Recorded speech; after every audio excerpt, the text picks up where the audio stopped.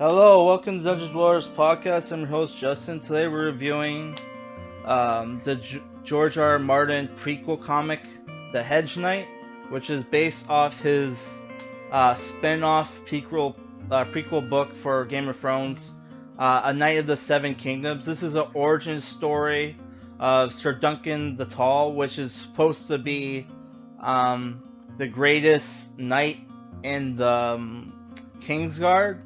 Though, when I read the books, the Game of Thrones books, I'm pretty sure they only started mentioning Sir Duncan the Tall during the either the second last or the last book of the series. I'm not 100% sure.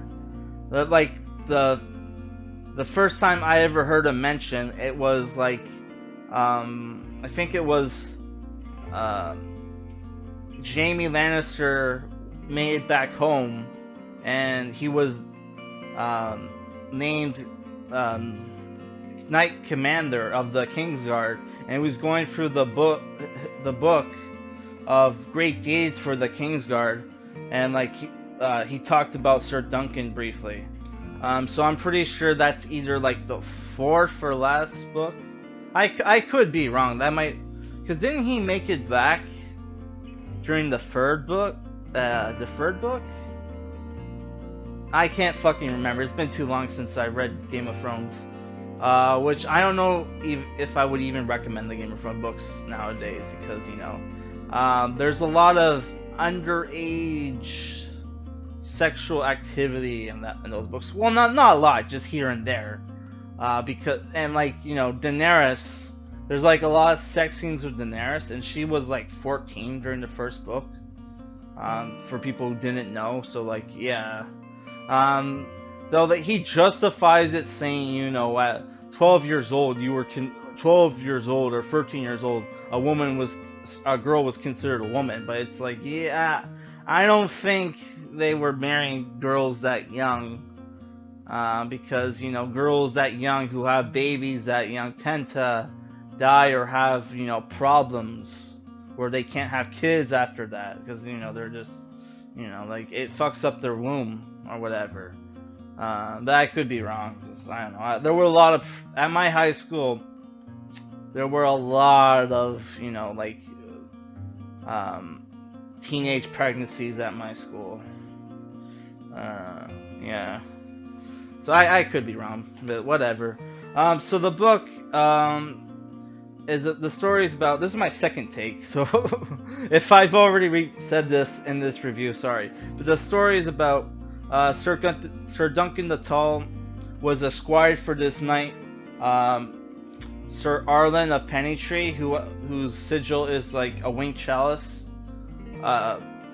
And he dies of a cold. He was 50 something, and he died before he made Duncan a knight. And I just wanted to say, it's normal for old people, even people in their 50s and 60s, to die of colds. I knew a guy, even of ammonia too, obviously ammonia, where I knew a guy in grade school whose dad died of ammonia, and he was in his 40s, right? So it's very common for older people to die of colds, right? This has nothing to do with the coronavirus. I'm just saying, okay? So, the story is, he decides, well, I was an orphan before I knew Sir Duncan. I don't even know the magic of reading and writing, which it's considered magic to read and write. Or at least that's what the peasants think in Game of Thrones, if you've read the Game of Thrones books. So he decides to say fuck it. He decides that he's gonna just tell people he was knighted before Sir Arlen died, and take up his sword and arms and go to the nearest tourney or tournament at Sir Ashford's castle, which I don't know if there was a Ashford in the books. I can't remember.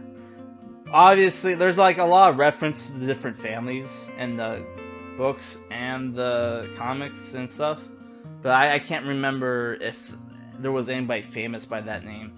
Like, there are references here or there. Like, you see, like, the grandfathers or the great grandfathers or famous characters like Don Darren.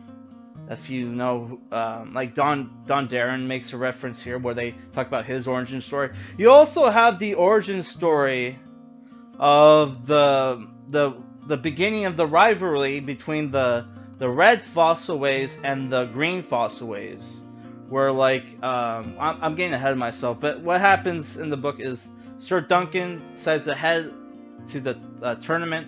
He meets up with this kid named Egg, who later on turns out to be Prince of the Realm, who saves Dunk, because what ends up happening is they go to a tournament and there's a puppet show done by this Dornish girl, this beautiful Dornish girl, who Sir Duncan has her like repaint his shield because he needs.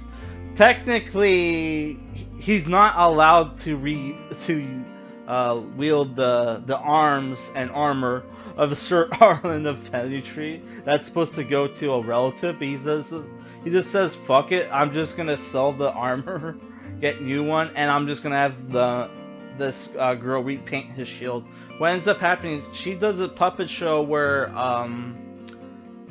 she portrays like a dragon being slain by a knight, which is fucking stupid.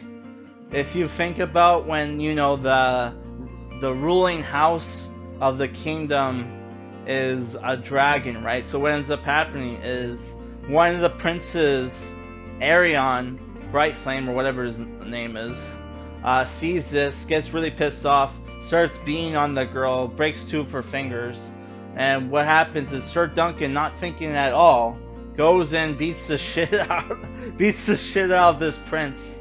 And what ends up happening is he gets arrested. Before he got arrested, he was saved because like the guards of Sir Aaron caught him and they were gonna kill him, or like at least like, you know, cripple him. But like Egg, the squire of Sir Duncan, reveals who he is and saves him, right? So what ends up happening is there's trial by combat, which happens a lot in the books, and even there's like two trial by combats there's 3 trial of combats in the show, at least that I know of. There could have been more, but I stopped watching the Game of Thrones TV series after season 5. Like, season 5 was so bad, and I was already reading the books at that point, so I'm like, fuck it, the books are better. Which, honestly, I would say, like, after the 3rd season, or 4th season, they start changing shit, and, like, honestly, the books are way better. Like, even characters that are hateable in the TV show are a lot better in the fucking books, honestly. And I honestly did not like, I didn't watch season 6, because I heard they killed one of my favorite characters, who's like not only is he a major character, but he's like an end game. He's like a character you kill in like the final season or at the, like, you know, end. You don't just kill him like right before, and like it was fucking retarded. So what ends up happening is there's a trial by combat, a trial of 7, where like 7 knights will mount a charge against each other and then fight till like each side is either killed or yielded, right? Yeah, so like, and then so that's where you get cameos where the different characters, like there's a Baratheon here. You see like you see the different like Kingsguard. The Kingsguard look really cool in this book, way better than they look in the TV show. And then you have the awesome and the knights in this book all look really cool and unique. And you have the different, like, they all have crests on their helms. Like one of my favorite knights in this book, Sir Lionel Baratheon, has like huge like horns on his helm. Which, if you ever read the books, The Baratheons are really fucking cool. Um, yeah. And like, Renly wasn't gay in the books. Though he'll say that, oh, he was, he was just like, this hinting that he was gay, right? Like, no, Renly was not gay at all. He had like, he was kind of he was a flamboyant character, but he was still like cool. Like he liked to wear like armor a lot, and he had like, and then like there's the fact that like his boyfriend in the show is also a badass in the book too. Like he wasn't, and he like even like Sir Jaime Lannister was like, he reminds me of me when I was his age, right? And he got fucked up in the book where like he went to Cersei arrested his sister and told Sir what was his name? I can't remember. Like his last name was Tyrell. He told him like, go capture an enemy's castle and I'll free your sister. So what ends up happening is he attacks like Dragonstone, leads the army, and ends up getting like his face. He ends up getting burned by burning oil and burns like half his fucking face off, or whatever the fuck, and he's like dying. Which I don't think you ever find out what happened to him after that, because obviously, it's been like what, almost 15 years since we got a new book. Like fucking George R.R. Martin. George R.R. Martin, he's a great writer, but a lot of his great, thinking about his books, whereas this comic book, by the way, it has great dialogue, it has great art, it has great covers. There's some very fantasy novel art in the cover section. Yeah, so like I actually think I saw there was like an old old print version of Sir Knight of Knight of the Seven Kingdoms where you have this cool cover. Which cover was it for? Like issue 3? I can't fucking find it. Yeah, did I mention you also get a preview of the... Yeah, sorry, issue 2, cover B. You have this cool cover by Boris Viaggio and Julie Bell. That was used in one of the covers for A Knight of the Seven Kingdoms book, which is where all the where the Hedge Knight and Sworn Sword and Mystery Knight is from, right? Which I have those 2 books as well. If you guys want me to review that, let me know in the comment section. I'm giving this an 8 out of 10, by the way. It's a very good graphic novel. I've read this graphic novel 3 or 4 times since I've owned it. When did this fucking come out?